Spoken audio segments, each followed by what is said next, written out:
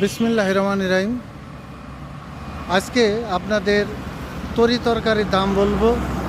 কৃষকদের কাছ থেকে ব্যবসায়ীরা তরি তরকারি কত টাকা দরে কিনছে এটাই আমি আজকে আপনাদেরকে জানাবো। এই দৃশ্যটি চুয়াডাঙ্গা জেলা দামোড়দা উপজেলার থেকে ধারণ করেছি। আমাদের চুয়াডাঙ্গা জেলা দামোড়দা উপজেলার কৃষকরা ব্যাপক হারে কাঁচা তরি তরকারি চাষাবাদ করছে এবং ভালো লাভবান হচ্ছেন। প্রথমে আমি ঝালের কথা বলি।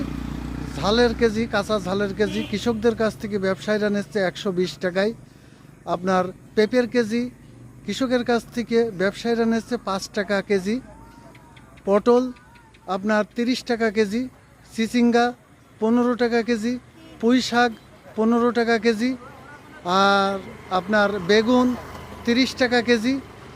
এই দরে কৃষকদের কাছ থেকে ব্যবসায়ীরা এই কাঁচা শাক সবজি কিনছে, অথচ বাজারে গেলে দেখা যায় দ্বিগুণ দাম।